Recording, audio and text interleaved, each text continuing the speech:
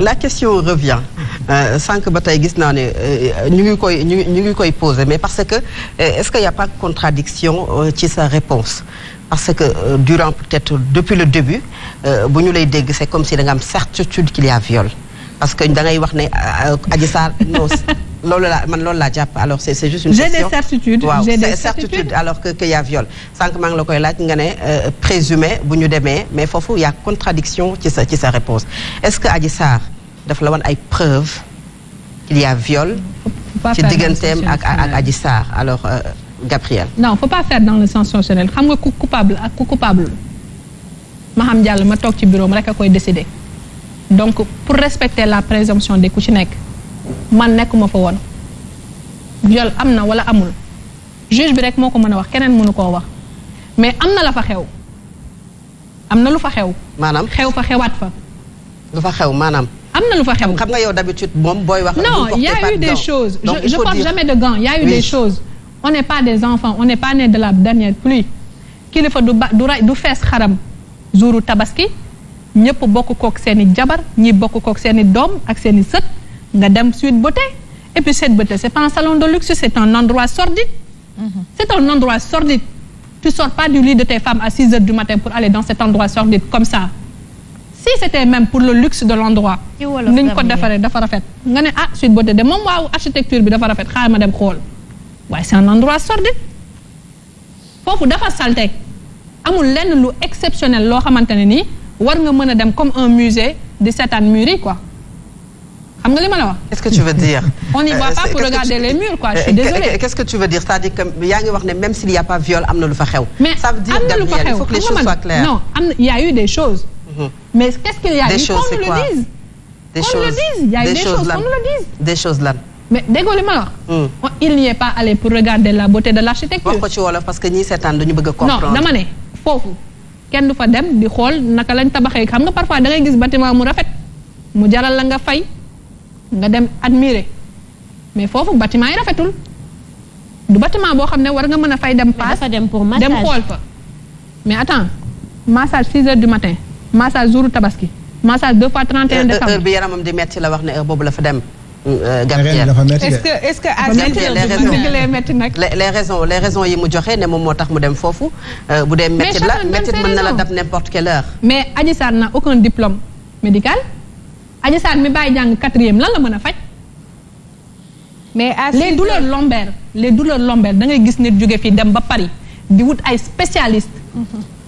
pour loolu da ngay gis nit ñi jóge fii dem ba États-Unis ñu leen ci opérer parce que c'est extrêmement sensible gis nga say lombaire boo ko caaxaanee da ngay paralyser de parce que lii moo yor sa ndigg nga mën a toog wala nga mën a taxaw loolu doo ko fawee di ko jox Adji Sarr boo xamee ne Adji Sarr amul diplôme de médical. alors juste après ci daanaka yàggul bi ñuy célébrer 1 an yi nga xamante ne moom la ñu dippee les émeutes du mois de mars avec les 14 morts yoo xamante ne amoon na ci Adji Sarr a accordé une interview à TV5 Monde RFI et puis am na ay wax yoo xamante ne juddu woon na ci donc bu ñu toog ak yow dañu mel ne fi mu toll nii ku toog ak Adji Sarr bu ñu gisee la nature de vos relations lu ñu wax nga ne jege nga ko confié na ak yow certains disent que ne l'État est derrière cette interview lan nga ñuy tontu ci loolu.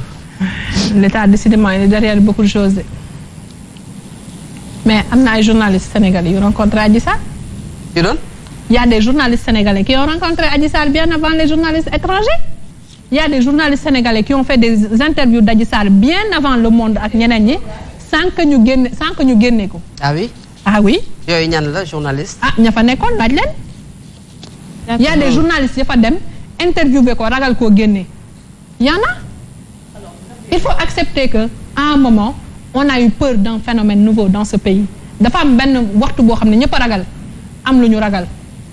xëy na nag pour aussi dëkk bi musul xaajaloo lii il faut que pour man pour Adji Sarr pour yow pour Samba Paté ma ca xaw ma fan pour ñëpp pour Ousmane Sonko aussi parce que sa carrière politique en dépend ñu xam la fa xewoon ñu xam ba xam lañ koy tuumaal dëgg la wala du dëgg parce que tu ne peux pas être un député du peuple et traîner ça pénalement mën na sax juge bi ne ko du yow ñu nangu ko tamit parce que juge bi mën na ko jox non-lieu juge bi mën na ko ne du yow mais man mon intime conviction c'est qu'il y a eu une faute morale. Il y a eu une faute morale pour quelqu'un qui en 2019 dafa toog ne je candidate à être le père de la nation. Le père de la nation, il ne va pas dans un endroit aussi sordide avec des gamins comme ça. Jugement là, non, c'est mon intime conviction. Parce que loolu nga wax ne. Non mais attends, mes convictions. C'est moral. Je pense que délit bi c'est le viol. Non, moi je parle pas de délit. Je t'ai dit man li ma la wax lu leer la dama ne mën na génn ci lii ñu disculper ñu nangu ko mais man ma conviction moralement man ci li ma gëm xam nga ku nekk dafa am li nga gëm mën nga nangu tamit sa président di dem Sweet Beauté loolu sa ngëm-ngëm la. Mais man on passe à fi ma teg la fonction l'engagement la responsabilité ngay dem fu nekk ci àdduna bi di représenter les Sénégalais ngay dem ci kilifa diine Sénégal yi di représenter les Sénégalais dafa am foo xamante ni dafa am benn poubelle boo xamante ne waroo fa wàcc lépp na rafet rek man may rafet rek dama bëgg a xam Adji Sarr digganteem ak tubaab bi nan la demee ba interview bi am moom moo dem vers ces médias wala médias yooyu ñoo cherché ñoom ñoo ko cherché ils l'ont cherché pendant plus d'un an parce que opinion bi dañu jàpp ni ku am pouvoir dem ba France 24 di wax ak tubaab bi am na lu 10 mais chaque jour ñun féministes yi ñu woo France 24 wala RFI Gabriel mi sax dem na fi France 24 wala RFI loolu dafa exceptionnel c'est pas exceptionnel il faut reconnaître que c'est pas il faut arrêter dañu am benn complexe d'infériorité vis-à-vis du tubaab bi y a rien d'exceptionnel génn TFM Sen TV wala France 24 lépp a yem tubaab yooyu gënuñ ñoo nekk journaliste gënuñ ñoo nite gënuñ ñoo bokk ci àdduna bi c'est quoi ce complexe.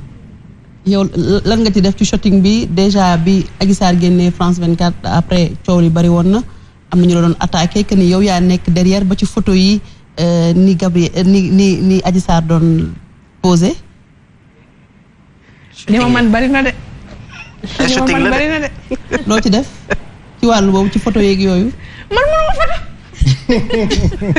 man wax rek laa mën. shooting gi. non man wax rek laa mën mënuma photo de. dama lay wax lu leer wax moom mën naa ko waaye photo moom. ci couverture yi amoo leen loo ci conseillé. mënuma photo ce n'est pas mon métier te mënuma ko sax nag jàng naa ko mais mënuma photo. d'accord léegi association yi ñu wax ni dafa am ñu koy dimbale. ñooñu aussi tamit dañu leen di menacer. est-ce que daal chaque jour ñu menacer leen. est-ce que loolu c'est une vérité parce que nee na amul sax lu mu jëndee lu muy. li leen di menacer est-ce que dëgg la ay njiit laay du ma tudd loolu. mais njiit li muy jiitalee sax si biir. yow tu remets en cause seen menaces yi. xanaa gisoon nañu leen def tey bi ñu ñëwee di soutenir Adji Sarr xanaa liiroo li ñuy def chaque jour ci réseaux sociaux yi. mais tout le monde est menacé yow mën nga xëy suba sax ñu menacé la wala boole la ci complot bi. parce que looloo xew chaque jour ni saaga ma. suba rek mën nañ ne yow mi sax toog ci complot bi nga bokk wala moom mi toog ci complot bi parce que chaque jour am ku bees ku bokk ci complot bi daa mujjee xumb di complot bi mujj naa xumb di chaque jour ma am ku bees ku ci bokk.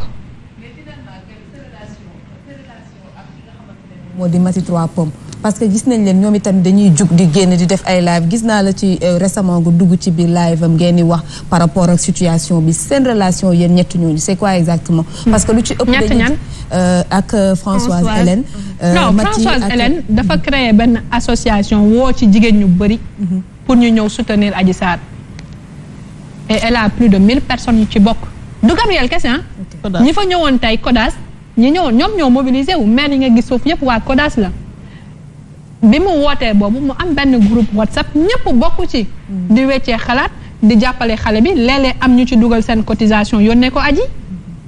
loolu dafa am est-ce que on va nous reprocher ça est-ce que loolu dinañ ñu ko xañ loolu lan la lu lan moo ci nekk en fait lan moo ci nekk.